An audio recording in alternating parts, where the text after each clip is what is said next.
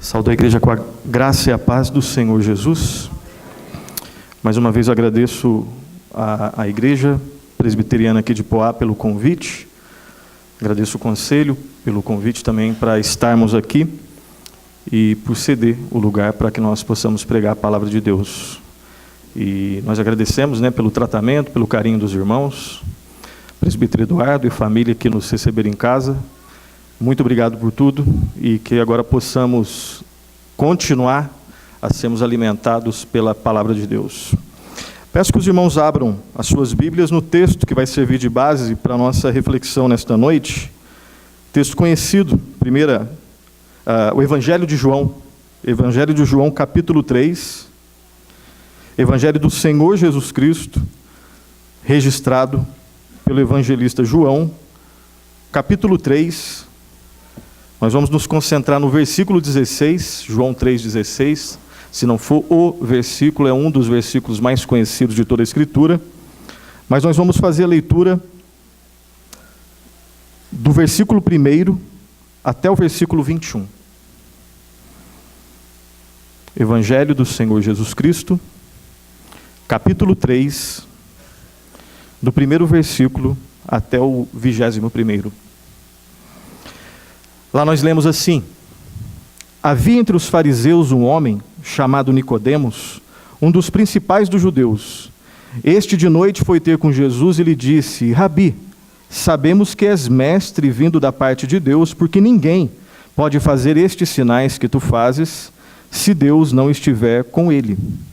A isto respondeu Jesus: em verdade te digo, que se alguém não nascer de novo, não pode ver o reino de Deus. Perguntou-lhe Nicodemos: como pode um homem nascer sendo velho? Pode porventura voltar ao ventre materno e nascer segunda vez? Respondeu Jesus: em verdade te digo, quem não nascer da água e do Espírito não pode entrar no reino de Deus. O que é nascido da carne é carne, o que é nascido do Espírito é Espírito. Não te admires de eu te dizer: importa-vos nascer de novo. O vento sopra onde quer, ouves a sua voz, mas não sabes de onde vem, nem para onde vai. Assim é todo o que é nascido do Espírito. Então lhe perguntou Nicodemos: como pode suceder isso? Acudiu Jesus: tu és mestre em Israel e não compreendes essas coisas?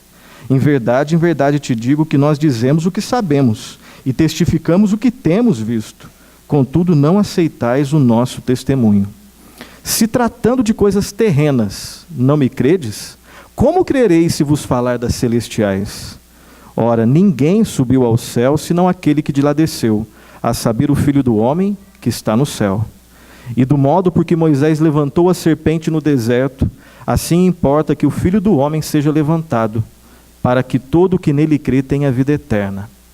Porque Deus amou o mundo de tal maneira que deu o seu Filho unigênito, para que todo o que nele crê não pereça, mas tenha vida eterna. Porquanto Deus enviou o seu Filho ao mundo, não para que julgasse o mundo, mas para que o mundo fosse salvo por ele. Quem nele crê não é julgado. O que não crê já está julgado, porquanto não crê no nome do unigênito Filho de Deus.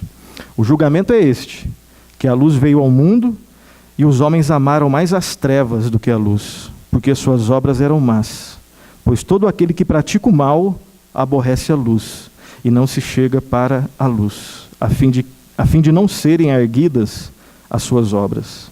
Quem pratica a verdade aproxima-se da luz, a fim de que as suas obras sejam manifestas, porque feitas em Deus. Feche os seus olhos, nós vamos orar mais uma vez. Graças te damos, ó Santo e misericordioso Senhor, Deus eterno e triuno, Pai de misericórdia e graça, Pai de amor santo. Nós suplicamos, ó Pai, a Tua misericórdia e a Tua graça, ó Pai, sobre as nossas vidas.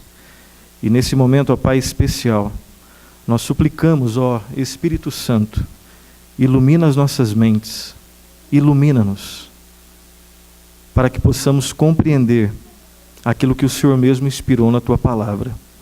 E que essa compreensão molde os nossos corações, que esse moldar dos nossos corações ressoe em atitudes que glorifiquem a Ti, ó Deus, Transforma-nos, ó Santo Deus, muda as nossas vidas, molda os nossos corações para a Tua glória. Alimenta-nos, que possamos sair desta noite um pouco mais moldados, um pouco mais transformados, um pouco mais tementes a Ti, ó Santo Deus, e mais encantados pelo Teu amor santo e redentor em Jesus. No nome de quem nós oramos e agradecemos. Amém. Amém. Meus irmãos, estamos diante de um dos textos bastante conhecidos da Escritura. Nós fizemos a leitura desses 21 versículos, mas eu gostaria de compartilhar com os irmãos especificamente, de expor novamente aos irmãos e às irmãs, João 3,16. Um dos textos mais conhecidos, talvez o texto que, quando nós pensamos em evangelismo, missões, evangelização, né? Quando nós queremos falar do amor de Deus, da redenção que só existe no Redentor Jesus Cristo, talvez seja o texto que nós mais usamos, né? E um dos fatores curiosos que acontecem conosco, né, homens e mulheres, seres humanos, é que às vezes aqueles textos mais conhecidos, em algum aspecto, eles se tornam textos obscuros. Aquilo que de repente é mais óbvio, de tão óbvio, a gente começa a esquecer de alguns detalhes que são importantes. Todos nós já ouvimos, né, já participamos de algum culto onde o pastor pregou João 3,16.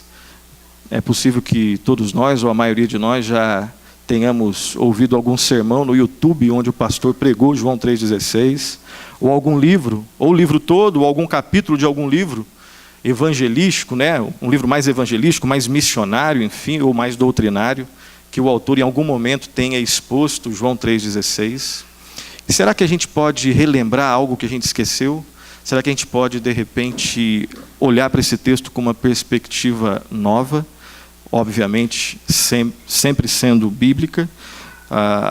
Assim como eu falei pela manhã, né, na aula da escola dominical, creio que eu não vou trazer nenhum tipo de novidade, mas lembrando de um pensamento daquele pregador batista do século XIX, né, o Charles Haddon Spurgeon, ele disse que o Evangelho está relacionado principalmente às às velhas verdades sempre novas do Evangelho. As velhas verdades sempre novas do Evangelho. Existem coisas que nós inventamos e que são boas, de repente o homem inventa alguma coisa, alguma teoria que é interessante, mas com o passar do tempo aquilo fica desgastado e é necessário ser substituído por uma outra invenção que deixa aquela um pouco obsoleta, ou totalmente obsoleta. A Bíblia está aí há milhares de anos. São velhas, no melhor sentido da expressão velhas, são velhas verdades sempre novas. Todas as vezes que nós lemos a Escritura, esse texto antigo fala conosco de um modo novo e renovador a cada um de nós.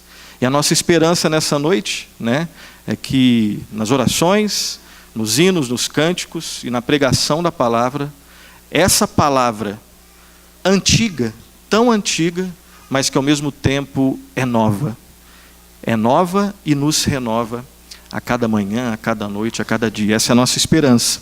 Lutero chamava João 3,16 de o Evangelho em miniatura, a miniatura do Evangelho. E alguns outros estudiosos chamam João 3,16 de o Evangelho no Evangelho. É aquilo que seria o mais fundamental de todo o Evangelho.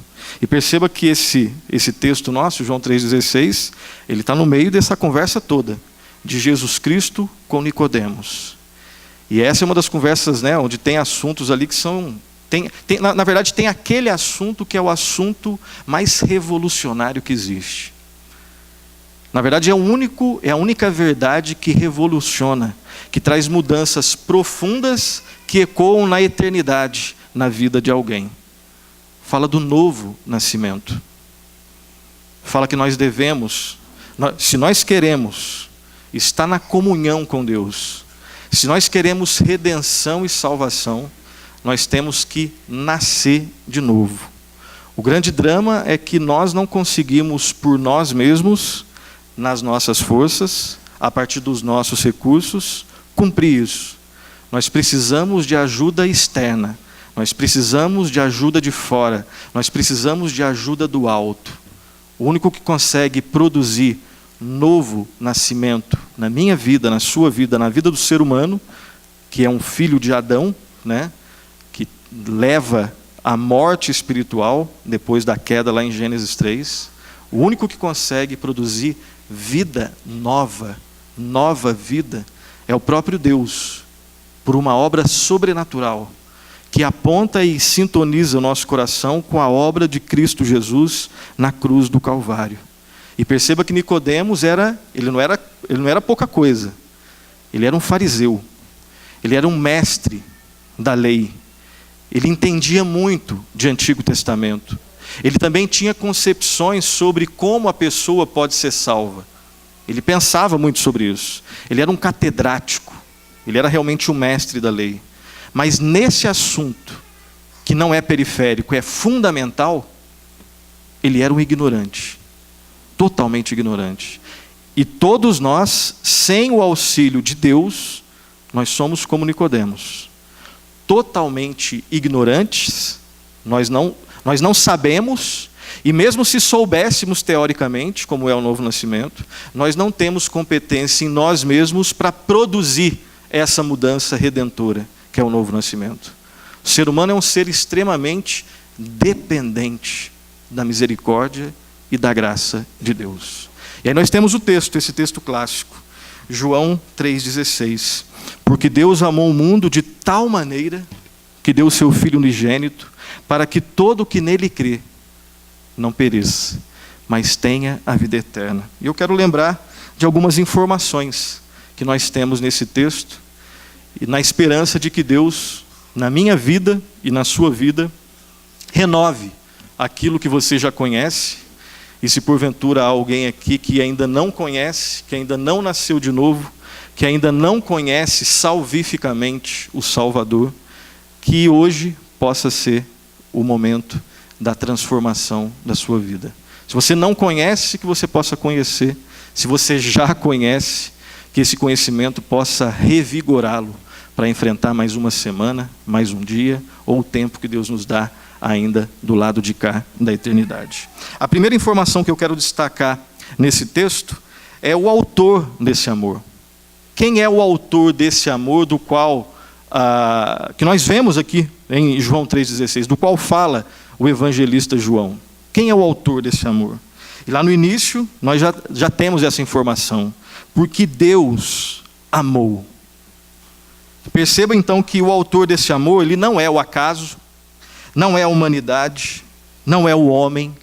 O autor desse amor não é o homem. O autor desse amor não é um anjo. O autor desse amor não é a mãe natureza. O autor desse amor não é Alá. Não é nenhum guru indiano. Não é nenhum novo popstar gospel, nada disso. Não é nenhum Deus criado pelo nosso coração idólatra. O autor desse amor não é nenhum desses personagens, nenhum. O autor desse amor é o único Deus que existe. Todos os deuses com D minúsculo, na verdade nós chamamos, sociologicamente, teologicamente, de deuses, mas na verdade só existe um Deus, que é o Deus de Abraão, Isaque e Jacó, que é o Deus que se revela de modo proposicional na Escritura Sagrada, que se revela também na natureza, os céus proclamam a glória de Deus e o firmamento anuncia as obras de suas mãos, que se revela também na nossa consciência. Todos no fundo sabem que Deus existe, lá no fundo sabe, né? O drama, nós falamos, acho que ontem, hoje, né, que o drama do ateu é que ele luta contra um ser que ele diz que não existe. Esse é um drama, né? Então Deus se revela na natureza, revela na nossa consciência, revela de modo proposicional, ou seja, em termos de frases que apontam para quem Ele é nas Escrituras Sagradas, e se revelam de modo perfeito. Aqui também é perfeito, na verdade em todas as revelações, a natural, a revelação na nossa consciência, todas elas são perfeitas. E de modo total, na pessoa bendita do Senhor e Salvador Jesus Cristo. Esse é o Deus, esse é o autor desse amor. o Criador de toda a realidade, o Deus que é justo, o Deus que é santo, o Deus que é ao mesmo tempo misericordioso, é um Deus que é autoexistente. Eu não tenho a explicação da minha existência em mim mesmo. Eu preciso de alguém que explique por que eu existo. Deus não é assim. Ele tem em si mesmo a causa da sua existência. É um Deus que é onipresente, está em todo lugar ao mesmo tempo, e isso entorta a nossa lógica.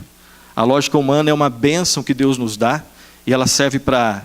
ela explica quase que tudo, mas tem algumas verdades que estão além da lógica, que são supralógicas, e quando nós nos defrontamos na Escritura com uma verdade que está além da nossa lógica, ou nós negamos a Deus, e aí nesse caso, quando você, pela lógica, quer entender a Deus, e quando se encontra com um assunto que não bate com a sua lógica, se isso provoca uma crise gigantesca, e aí nós temos então um duelo de quem é o Deus da minha vida. É o Deus verdadeiro, que criou a lógica, ou é a própria lógica? Tem gente que deixa, de acreditar em Deus, claro que essa não é a explicação total, mas tem gente que às vezes dá esse tipo de explicação. Eu não acredito nesse Deus que você fala porque não entra na minha lógica. Isso aqui eu entendo, isso aqui eu até entendo, mas essas duas coisas, nessa questão de Jesus Cristo ao mesmo tempo que é 100% homem, 100% Deus, isso eu não consigo entender. Uma pessoa que age assim é porque lá no fundo, de modo consciente ou inconscientemente, ela tem um outro Deus. E o nome desse Deus é lógica.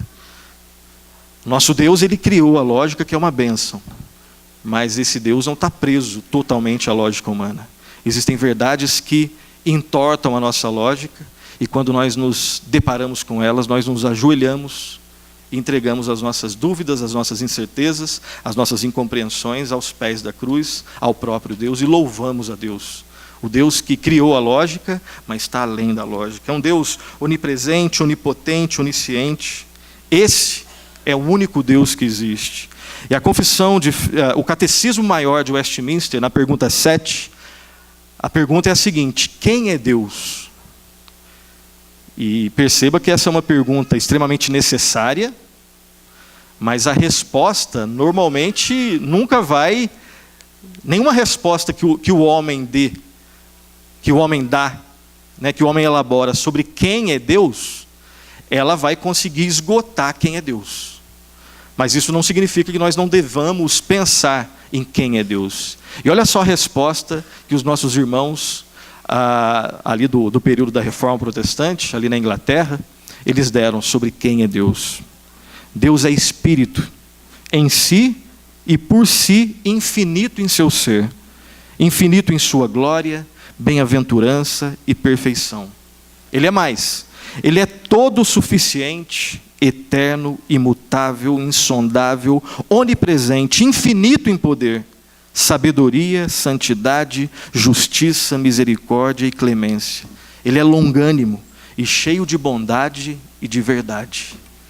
Essa foi a resposta que os irmãos deram ali, nas reuniões de Westminster, que levaram, no final das contas, à confecção dos documentos que servem de base para as nossas reflexões teológicas e que expressam o que nós entendemos do que a Bíblia ensina. Deus é isso, mas é muito mais do que isso. Quem é o autor desse amor?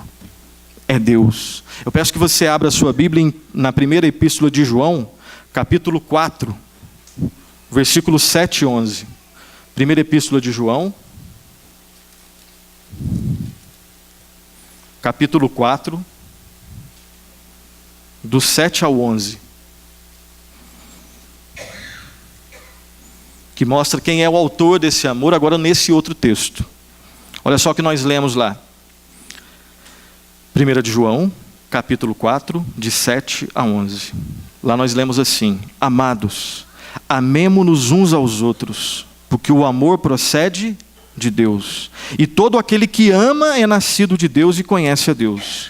Aquele que não ama, não conhece a Deus, pois Deus é amor. Nisto se manifestou o amor de Deus em nós, em haver Deus enviado o seu Filho unigênito ao mundo, para vivermos por meio dele. Nisso consiste o amor, não em que nós tenhamos amado a Deus, mas em que ele nos amou e enviou o seu Filho como propiciação pelos nossos pecados. 11.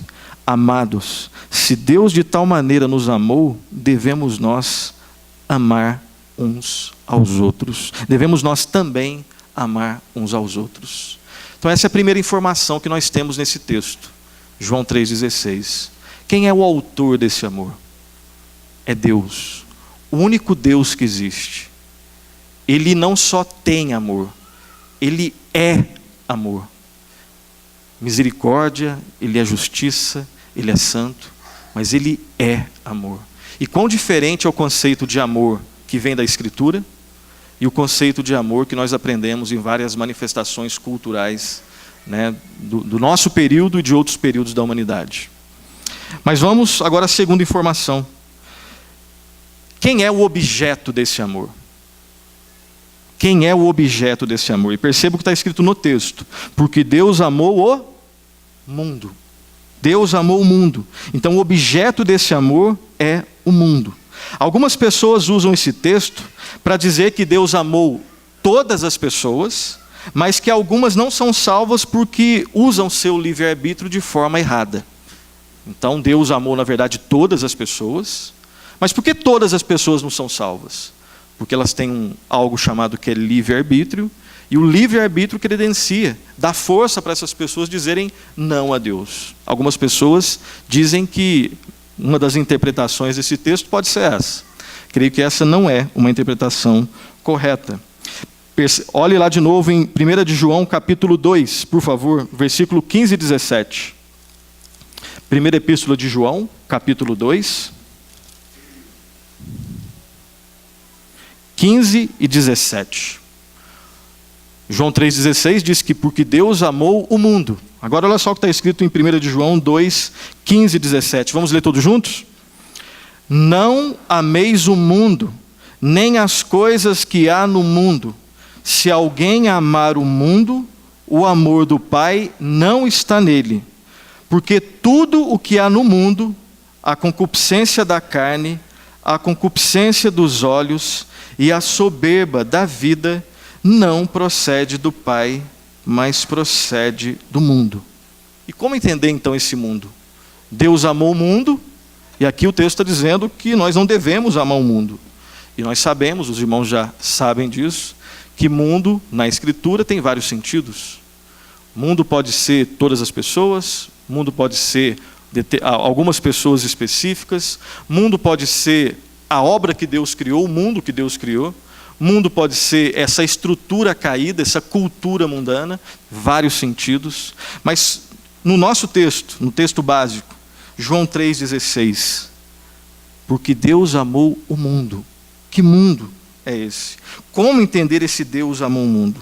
Ao que parece, Jesus está usando o termo mundo para indicar que a obra salvadora de Jesus Cristo, ela não é restrita somente aos judeus, mas é indicada, é orientada, é focada nos judeus e nos gentios, em todos aqueles que foram eleitos por Deus, desde os tempos eternos, desde a eternidade, eleitos por Deus em Jesus Cristo. Pessoas de todos os povos, de todas as tribos, de todas as nações, pessoas que são judeus e gentios. Até porque se só judeus fossem salvos, creio que nenhum de nós aqui teria nenhuma possibilidade, a não ser que tenha algum judeu, alguém de linguagem judaica aqui. Se a salvação fosse direcionada somente aos judeus, esse culto não teria nenhum tipo de sentido. Que só cultua a Deus quem faz parte do povo de Deus. Mas o nosso texto diz que Deus amou o mundo. Pessoas que são da linhagem judaica e pessoas que não são da linhagem judaica. Gentios. Mas há um outro sentido que está embutido aqui também. Deus amou não somente o seu povo, mas amou também o mundo, no sentido da sua obra criada, porque não são somente os eleitos que experimentarão a redenção. O lugar onde os eleitos habitarão também experimentará redenção. O que a Bíblia chama dos novos céus e nova terra, o lugar final, o destino eterno e final do povo de Deus, é esse mundo renovado, recriado. É esse mundo transformado, regenerado. é esse mundo redimido. E Deus amou não somente os eleitos, mas amou também o mundo no qual habitará os eleitos. Então perceba, nós temos duas informações já. O autor desse amor é Deus, o objeto desse amor é o povo de Deus, e não só o povo, mas também o lugar onde esse povo habitará. Terceira informação que nós temos, a intensidade desse amor. O nosso texto diz, porque Deus amou o mundo de tal maneira. Deus amou o mundo redentivamente, de tal maneira, com uma intensidade tamanha, de forma tão intensa, que isso levou a ter uma atitude. Qual foi a intensidade do amor de Deus? Será que é possível amar alguém numa intensidade maior do que o amor que Deus teve pelo seu povo?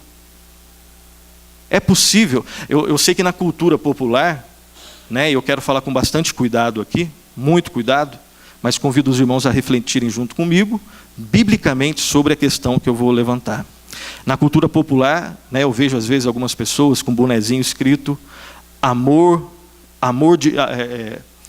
de mãe é o que, né, é o amor maior que existe, né? Amor é amor de mãe. Eu sei que eu acho que algum de vocês devem ter ouvido alguma coisa assim, ou alguma música, ou alguma frase de para-choque de caminhão, alguma coisa escrita assim, alguma camisa, né? Que amor, quer conhecer o que é amor de verdade? É o amor de mãe. E é óbvio que o amor de mãe, o amor de pai, né, o amor de mãe, o amor que os progenitores têm pelos seus filhos, é um amor que tem vislumbres do aspecto sacrificial.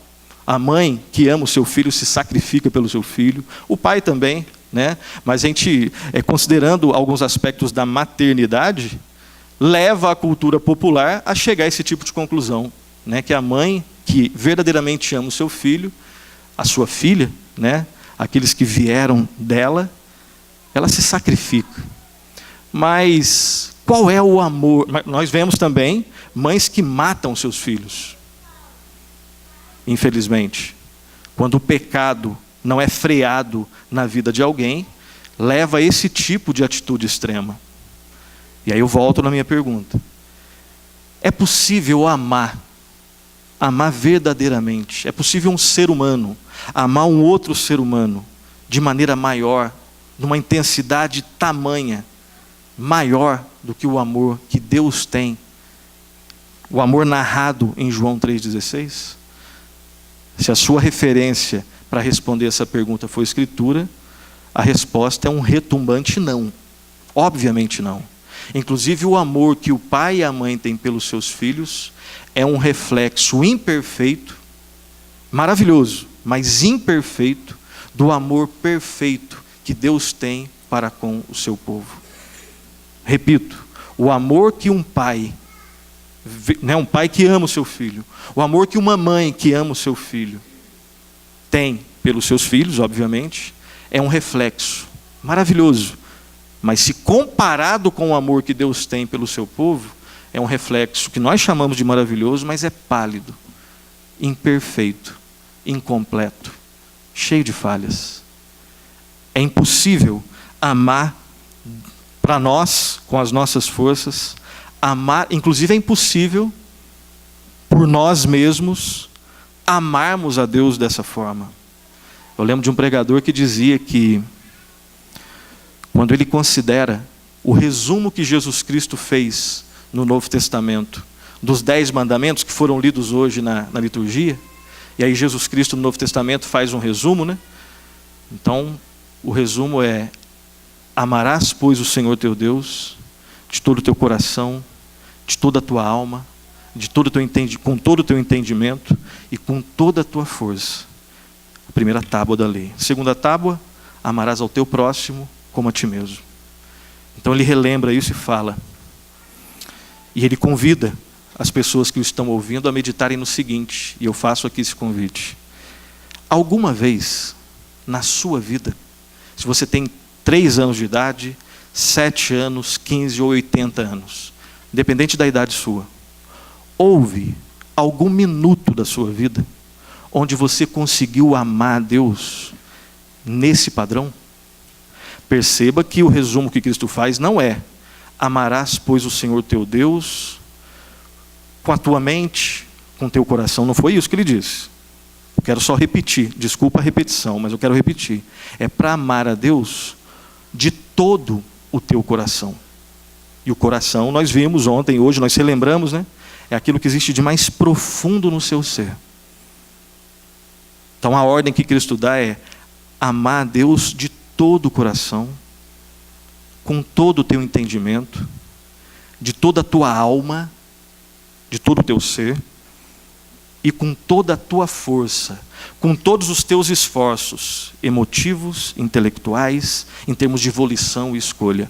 Houve algum segundo na sua vida em que você fez isso no nível da perfeição? E o autor responde, não sei como você responde essa questão: eu nunca consegui amar a Deus desse jeito. A pergunta não é se você ama a Deus. A pergunta é se você conseguiu alguma vez na sua vida 100% estar envolvido nesse amor, nesse padrão de perfeição que é exigido nesse resumo que Cristo faz dos 10 mandamentos. Então, a intensidade do amor que Deus teve e ainda tem pelo seu povo, ela foi tamanha que nós vamos lá para a quarta informação, que é a prova desse amor, que levou Deus a ter uma atitude. E o nosso texto diz: porque Deus amou o mundo de tal maneira que deu o seu Filho unigênito. A intensidade foi tamanha que desembocou numa atitude. E essa atitude demonstra a intensidade inatingível para o homem, mas que prova que Deus é amor. Deus amou o mundo de tal maneira que deu o seu Filho unigênito. Lá em Mateus 3, vamos ler, por favor, Mateus 3, 13 a 17, por favor.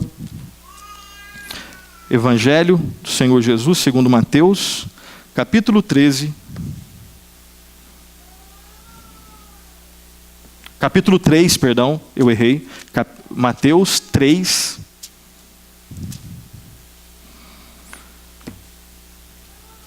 do 13 ao 17. Opa, eu errei o texto, perdão. Ah, não, é isso mesmo, é esse mesmo. Me desculpem. O episódio do batismo. Lá está escrito assim, Mateus 3, 13 a 17.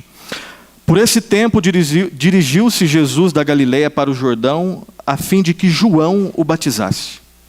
Ele, porém, o dissuadia, dizendo: eu é que preciso ser batizado por ti, e tu vens a mim?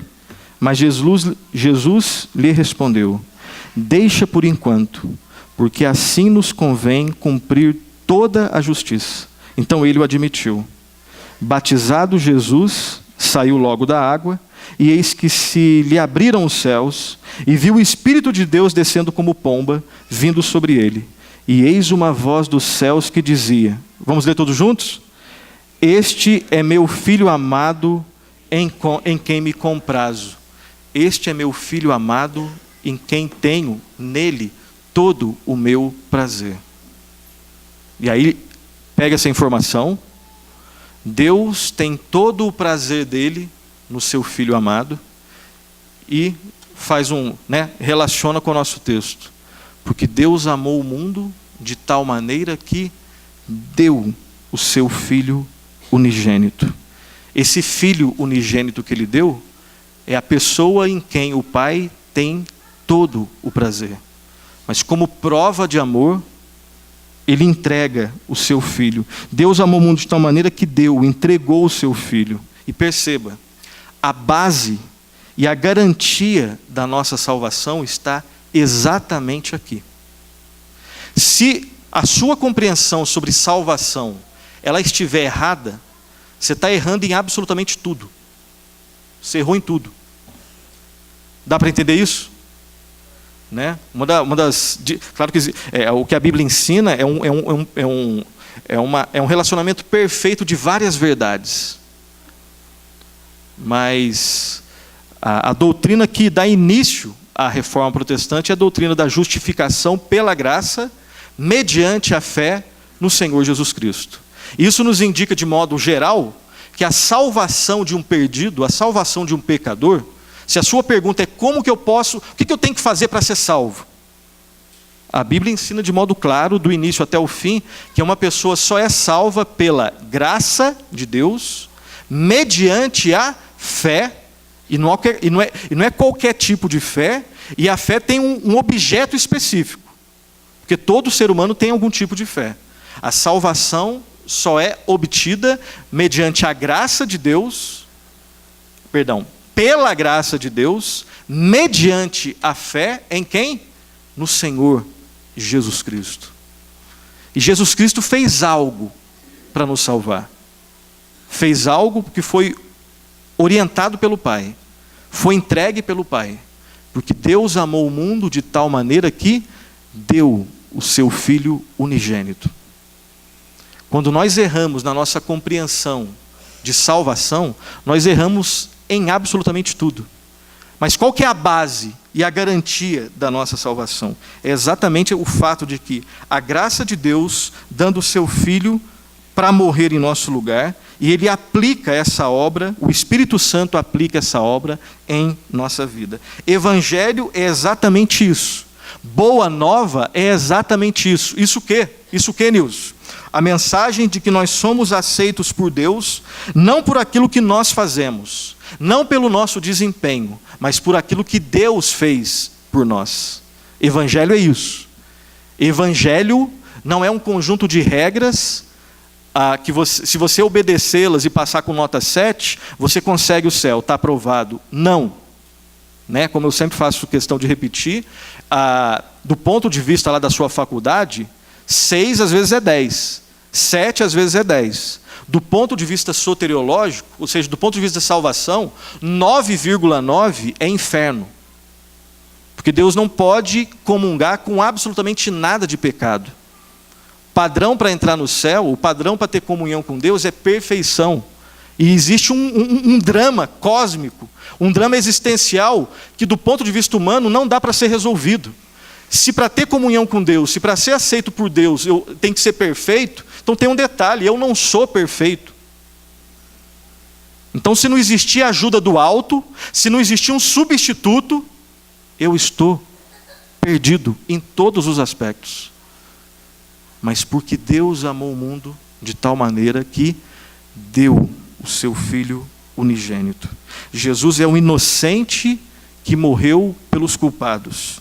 Ele é o justo que morreu pelos injustos. Quinta informação, a delimitação desse amor. Porque Deus amou o mundo de tal maneira que deu o seu Filho unigênito. Para quê? Para quem? Qual que era o objetivo? É para todos mesmo? Porque se a intenção de Deus fosse salvar todos, não tenha dúvida que todos seriam salvos. Eu sou incompetente nos empreendimentos que eu faço. Eu às vezes, inclusive eu vou experimentar isso, se Deus permitir, essa semana, infelizmente. Eu vou fazer alguns planos, provavelmente amanhã, em algum momento que eu acordar. A Fernanda lá vai me acordar. Enquanto ela vai para o trabalho, eu vou ficar fazendo meu planejamento da semana. E aí quando chega na sexta-feira, você olha para trás, e você, não sei se você é muito, pelo menos lá em São Paulo, não sei aqui em Poá, talvez vocês sejam diferentes, mas tudo que você planeja na segunda-feira, quando chega na sexta, você olha para trás e você fala, consegui cumprir tudo. Claro que não. Eu, infelizmente, sou incompetente. Eu planejo coisas, eu quero cumpri-las, mas até as que eu cumpro tem lá sua mancha de imperfeição, porque leva quem eu sou. O que eu faço leva a minha marca. Se eu sou perfeito, o que eu faço é perfeito. Se eu sou imperfeito, eu levo a marca da imperfeição para as coisas que eu faço. E Deus é a mesma coisa. Só que com Deus, pega a essência do que eu estou falando. Deus é perfeito. E é impossível. A imperfeição numa obra de Deus é uma total impossibilidade. De forma que tudo que Deus faz é 100% perfeito. E nem precisa falar 100%. Se é perfeito, é 100%. É totalmente perfeito. Mas o nosso ponto agora é a delimitação desse amor. A quem é direcionado esse amor? Nosso texto. Porque Deus amou o mundo de tal maneira que deu o seu Filho unigênito para todo o que nele crê. Repete essa frase comigo. Para todo o que nele crê. Nessa frase, nós temos tanto inclusão quanto exclusão. Hoje a gente está num mundo que usa bastante essas frases, né? Ou melhor, essas frases não, essas expressões, né? Que se você diz que só em Cristo há salvação, você é um exclusivista, intolerante, fundamentalista e outros títulos. E que você deve ser o quê? Os cristãos devem ser o quê? Inclusivos. Vocês são muito fundamentalistas. Nós devemos ser mais o quê? Inclusivos. Nessa frase, nessa expressão desse versículo todo, você tem as duas ideias. A ideia da inclusão e a ideia da exclusão. Existe sim nessa frase um aspecto geral e um aspecto particular. Há nessa frase um tom abrangente e um tom focado. Deus salva pessoas de todas as classes sociais, de todas as culturas, de todos os povos, de todas as nações, desde que haja arrependimento e fé em Jesus. Está na frase. É para todo. E na expressão para todo, nós temos inclusão. Para todo. Porque Deus amou o mundo de tal maneira que deu o seu Filho unigênito, segundo a frase, segundo o nosso texto, inspirado por Deus, para todo. O elemento inclusivo. Mas é para todo, qualquer todo? Não. Porque aí você tem um outro elemento, que é o elemento da exclusividade. Há um tom de inclusividade para todo. Para todo. Não é só para judeu, é para judeu e gentio. Não é só para brasileiro, é para brasileiro e argentino. Até corintiano entra nessa. E aí você vê que realmente é misericórdia e graça. É para todo o que nele crê. O que nele crê. Somente em Jesus. Somente em Jesus. Mas não dá para ser 99,9 Jesus e 0,1 uma outra pessoa que eu goste? Não. Ou é 100% Jesus, ou não é nada. O cristianismo é 100% Jesus, ou é qualquer outra coisa menos cristianismo. É para todo o que nele crê. Deus não salva por CNPJ. Deus salva por CPF, é individual. Individual. Deus não salva as pessoas catando todas sem exigir arrependimento e fé em Cristo.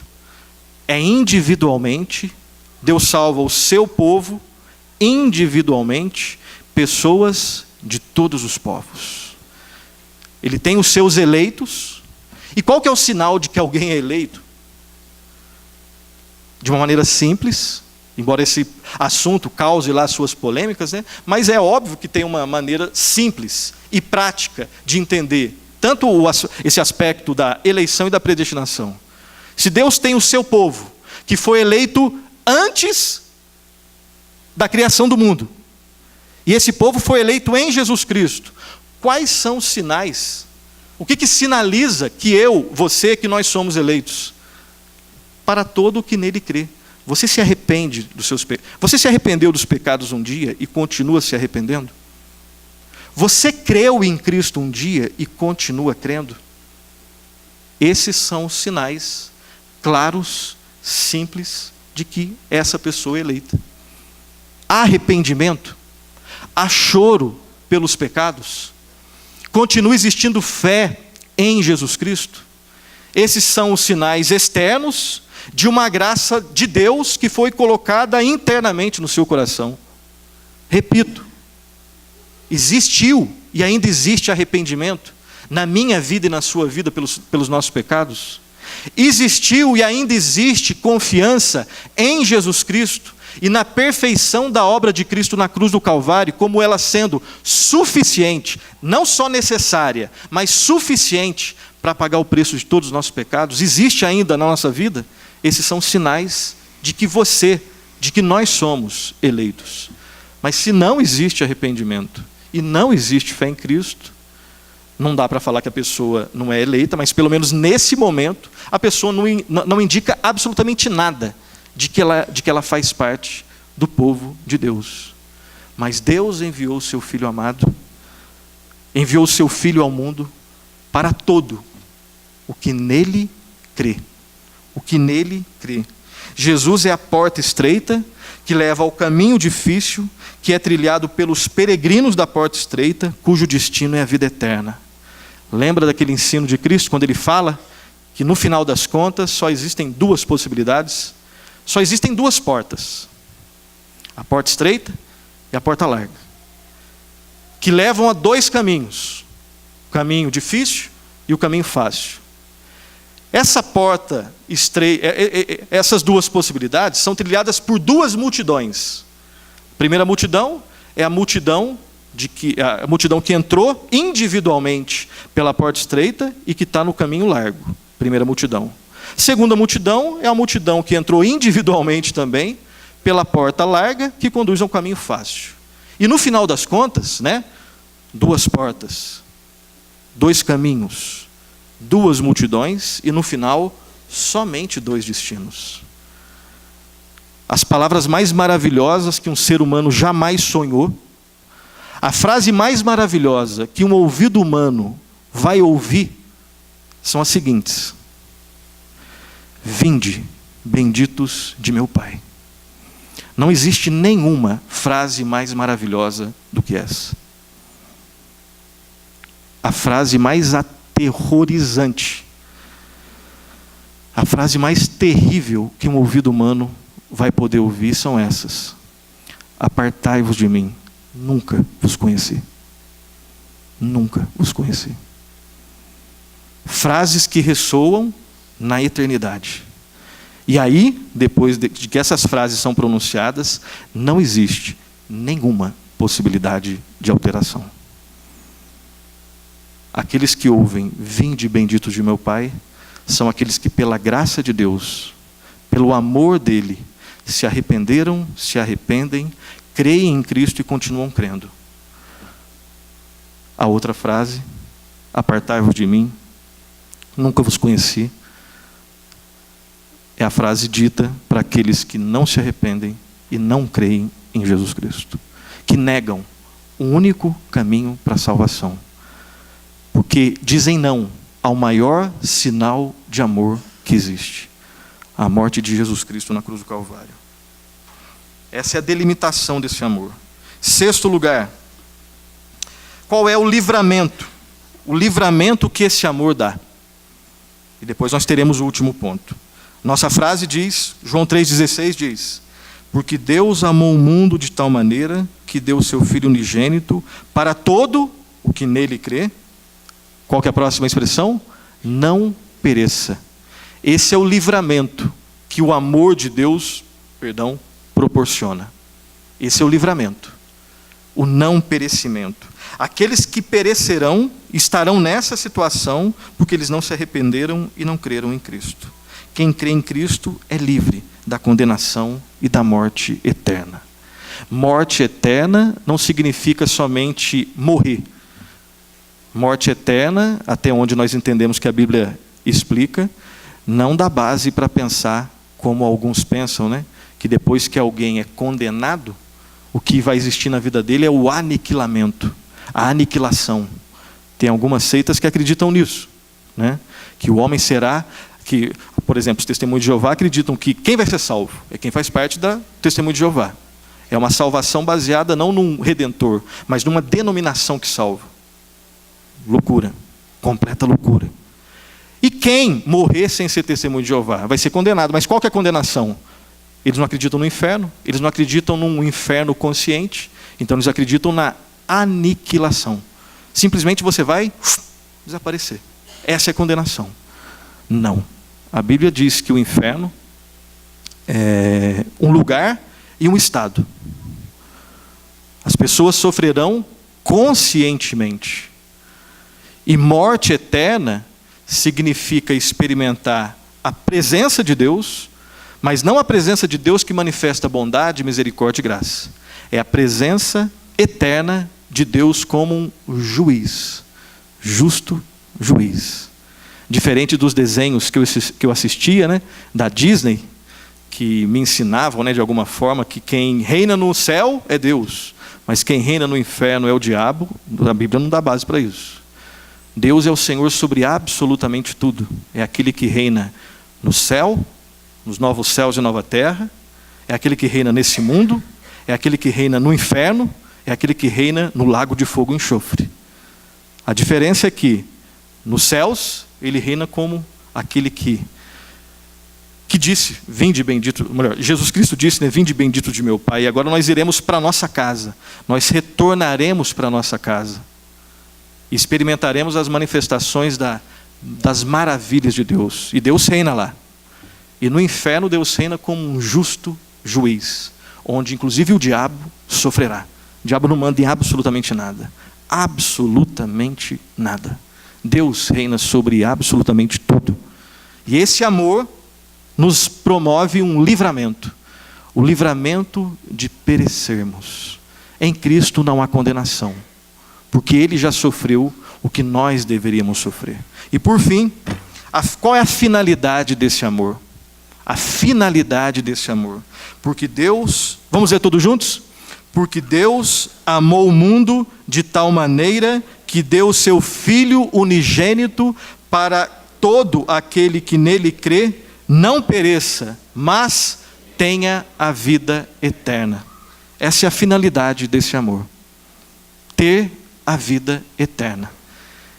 E se morte eterna não é ser aniquilado, mas viver conscientemente sofrendo a justa ira de Deus, vida eterna não é simplesmente viver para sempre, porque todos viverão para sempre, de alguma forma. Vida eterna é um termo bíblico e teológico que significa comunhão perfeita com Deus. Só tem vida eterna quem está em Cristo. Morte eterna são para aqueles que dizem não a Jesus Cristo. Mas a finalidade desse amor é para que tenha vida eterna. Vida eterna é resultado da graça de Deus em nossa vida, produzindo fé em nossos corações na pessoa de Jesus Cristo. Grava isso daí. Eu sei que é simples, eu sei que você já sabe, mas eu quero relembrar com os irmãos. O que é vida eterna? É o resultado da graça de Deus nas nossas vidas, produzindo o quê? Fé. Em quem?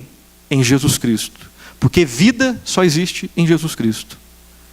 Nós somos os galhos que só temos vida se estivermos ligados à videira. Corta o galho, seca. Eu só tenho vida. Não porque existe vida em mim mesmo. Vida eterna, vida espiritual, não é algo inerente de um filho de Adão. Vida eterna é a expressão da graça de Deus, o Pai da vida eterna, em Jesus Cristo. Vida é Jesus Cristo. Vida eterna só existe em Jesus Cristo. O que o pecado separou, Cristo corrigiu. Onde o primeiro Adão falhou, o segundo Adão cumpriu perfeitamente. Só em Cristo é que nós temos aquilo que nós mais queremos. Vida. Vida em abundância. Sentido. Significado. Propósito. Amor. Né? Os irmãos já conhecem aquela frase, né? Atribuída a Agostinho, que dentro de todo ser humano existe um espaço que só pode ser preenchido por Deus. E enquanto nós procurarmos em ídolos, essa fome que nós temos por vida, na verdade, os ídolos não cumprem o que eles prometem. Não cumprem, nunca cumpriram. Eles vão dar só mais sede, e a gente vai ficar só mais esturricado e decepcionado. Essa fome que nós temos por vida, por eternidade, só pode ser saciada, só pode ser dada por aquele que é a própria água da vida, o pão da vida, que é o Senhor e Salvador Jesus Cristo. E eu quero terminar com as seguintes aplicações. O texto de João 3,16 nos ensina que o amor está relacionado à atitude e não a sentimentalismo. Isso eu falo primeiramente para mim. Amor de verdade produz sentimentos. Amor de verdade mexe com a nossa estrutura toda e nós fomos criados com sentimentos. Então mexe com sentimentos. Mas amor é provado quando se dá, quando se doa, quando se tem uma atitude. Deus amou o mundo de tal maneira que deu o seu Filho. E perceba que o motivo de ter entregue o seu filho não estava na beleza ou na bondade daqueles que foram presenteados. É algo que existia em Deus. Então, se Deus me amou quando eu não merecia, um dos sinais que evidenciam que Deus me amou é eu estender esse amor para pessoas que também não merecem. Porque Deus não olhou e falou assim, eu vou amar, mas só vou amar aqueles que merecem o meu amor. Quem que merece o amor de Deus? E às vezes, infelizmente, é possível que eu coloque isso como critério na minha vida. Eu vou até amar e vou até perdoar. Mas eu vou perdoar porque eu gosto de você. Porque se eu não gostasse, eu não amava nem perdoava. Isso é loucura. E eu tenho que repetir isso para mim na frente do espelho. Isso é loucura. Porque Deus não fez assim. Deus me amou quando o que eu merecia era ser condenado. Mas mesmo assim Ele me amou. E um dos sinais de que Ele me amou é que eu devo estender esse amor para outras pessoas que não merecem. Não merecem. Eu não mereço, você não merece, mas Ele nos amou. E se tem um povo que pode praticar essa loucura, porque isso é loucura do ponto de vista humano. Isso aqui contraria a lógica de todos os conceitos de amor que nós vemos aí em qualquer tipo de humanismo. Se tem um povo que pode ser louco a esse ponto, e como o irmão lembrou, eu acho que hoje, pela manhã, a loucura de Deus é mais sã, mais sábia do que a sabedoria dos homens. E é exatamente isso. E não tem como conciliar cristianismo com humanismo. Cristianismo, do ponto de vista humanista, é uma loucura. E o humanismo, do ponto de vista cristão, é também uma loucura. Não tente fazer uma síntese que você vai ficar louco além de estar errado. O único povo que pode praticar isso aqui é o povo de Deus, pela graça de Deus. O texto de João 3,16 também nos ensina que é o amor que deve caracterizar as nossas vidas, acabei de falar isso. João 3,16 também nos ensina que Deus é o soberano na salvação do início ao fim. Sem aquele papo de que, como que ocorre a salvação? É mais ou menos assim, Deus faz a parte dele. Mas você tem que fazer a sua parte, porque senão você não vai ser salvo. Você já parou para pensar nisso? Deus sempre vai fazer a parte dele. Se a salvação é obtida nesse esquema, Deus faz a parte dele e você tem que fazer a sua. Você duvida que Deus vai fazer a parte dele? A grande questão é se eu consigo fazer a minha parte por mim mesmo. Nilson, mas aí você está me confundindo. Não é a Bíblia que diz que tem que ter arrependimento e fé? É, claro que é. Não existe ninguém salvo que não se arrepende e não tem fé. E é você. Deus não precisa, é óbvio, Deus não se arrepende, nem não precisa ter fé. Ele é objeto da fé. A grande questão é que a mesma Bíblia que diz que arrependei-vos, tenha fé em Cristo, é a mesma Bíblia que diz que quando você se arrepender, é pela graça de Deus. E quando você tiver fé, é pela graça de Deus. Só um louco, insano, fala assim, eu me arrependi. Mas Deus não me ajudou, eu consegui me arrepender por mim mesmo. E eu tive fé, por mim mesmo. Deus não se intrometeu, isso é loucura. Uma pessoa que genuinamente se arrepende e tem fé, ela sabe, com os olhos marejados de água, que ela só conseguiu fazer isso pela graça de Deus. Mas tem que ter fé e tem que se arrepender. As duas coisas ao mesmo tempo. E a Bíblia ensina as duas. A lógica também não consegue entender tudo isso daí não. Mas nosso Deus não é a lógica, nosso Deus é o Deus que escreveu a Escritura, e é nisso que nós acreditamos. João 3,16 também nos ensina que nós devemos ter fé somente em Jesus Cristo. Só existe salvação em Jesus Cristo. E fora de Cristo só existe condenação. João 3,16 nos ensina que o Evangelho é a mensagem mais séria e a única transformadora que existe. Evangelho é a mensagem que diferencia o cristianismo de todos os demais ismos. Todos os demais ismos. Todas as religiões são esforços de baixo para cima. O cristianismo é a única religião que deixa bem claro que quem salva é de cima para baixo. Todas as religiões que existem, todos os sistemas filosóficos, religiões filosóficas, dizem que você tem que fazer algo para merecer a salvação. O cristianismo é o único, o evangelho é o único, que primeiro te humilha, que diz que qualquer coisa que você fizer está abaixo do meu padrão. O padrão de Deus é perfeição. E deixa bem claro que é Deus estendendo a mão para nós, buscando Deus que é especialista em buscar incansavelmente pecadores rebeldes como eu e como você. É por isso que toda a honra e toda a glória só podem ser dadas a Deus, somente a Deus, porque Ele fez tudo para que nós fôssemos salvos. Estou terminando. João 3,16 é tudo isso que nós falamos aqui e muito mais. Uma frase só, um versículo só, que é inesgotável. Inesgotável. Quando nós fazemos relação com esse texto e outros textos da Escritura, inesgotável. Esse é o texto no qual pessoas meditam por milhares de anos e não conseguem esgotar. Ao mesmo tempo é simples, e perceba que é simples, e é extremamente profundo, abrangente e profundo. Não tem nenhum livro que consegue ser mais simples e profundo do que essa frase, esse versículo. Porque Deus amou o mundo de tal maneira que deu o seu Filho unigênito para todo aquele que nele crê não pereça, mas tenha a vida eterna. E se é tão importante assim, eu lanço um desafio para você e para mim. E você não é obrigado a querer esse desafio. Mas se eu não errei dizendo que esse texto é o coração do Evangelho, e se essa mensagem, que Deus amou o mundo de tal maneira, que Ele deu o seu Filho amado, para morrer na cruz para nos salvar, se isso é tão importante assim, se essa é a única mensagem que pela graça de Deus pode transformar uma vida, decisão que você faz aqui e que ecoa na eternidade,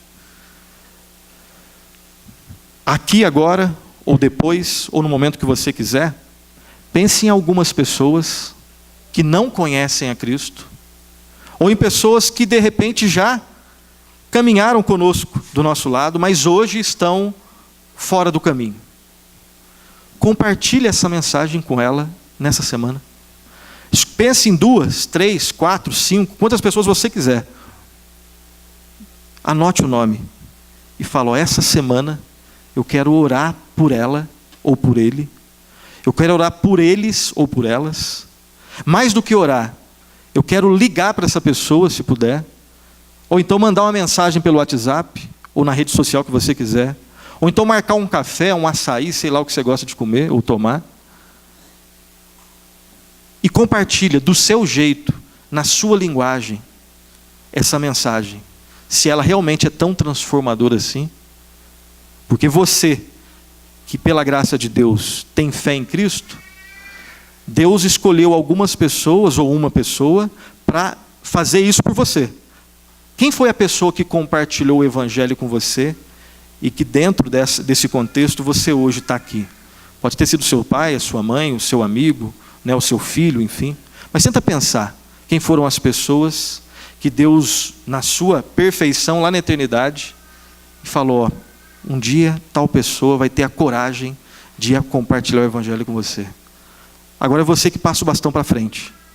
Compartilhe essa mensagem e eu também me coloco em pensar em algumas pessoas para compartilhar. Mesmo que a resposta seja um não, mesmo que a pessoa seja mal educada com você, você vai estar experimentando uma coisa que a Bíblia diz que é edificante, né? Que é sofrer pelo Evangelho. Eu não quero sofrer, mas eu vou sofrer. Então que nós soframos por fazer coisas que a Bíblia diz que a gente tem que fazer. É horrível sofrer por ter feito, é horrível sofrer por ter pecado. Mas num nível que a lógica não entra, eu sei que é estranho, mas é maravilhoso sofrer pelo Evangelho. Experimente isso essa semana. Que Deus possa fazer com que eu experimente e que você também experimente. E depois vocês compartilhem aí como é que foi a experiência. Que Deus nos abençoe, que Deus fortaleça a cada um de nós e que Deus coloque em nosso coração amor a Deus acima de tudo e amor ao próximo como a nós mesmos. Feche os seus olhos, vamos fazer uma oração. Graças, graças, mil graças a Ti, ó bondoso e misericordioso Pai de amor e santidade. Obrigado, ó Pai, pela Tua palavra que é perfeita. Obrigado, ó Pai, pela Tua palavra que nos orienta, nos confronta, nos conforta, que nos instrui. E peço, ó Pai, tem misericórdia de nós, molda os nossos corações, Ó Espírito Santo, opera arrependimento em nós, opera fé, opera amor, opera santificação, ó Pai, em cada um de nós. E que possamos, ó Pai, expressar esse amor ao Senhor acima de tudo, em atitudes de amor para com o Senhor e para com o nosso próximo. Desperta, ó Santo Deus, em nossos corações paixão verdadeira, amor verdadeiro pelo próximo, como sinal de amor ao Senhor. Que possamos, ó Pai, compartilhar o Evangelho que nos diz que o Senhor amou o mundo de tal maneira que deu o seu Filho unigênito para todo aquele que nele crê não pereça, mas que tenha vida eterna, em nome de Jesus. Amém. Amém.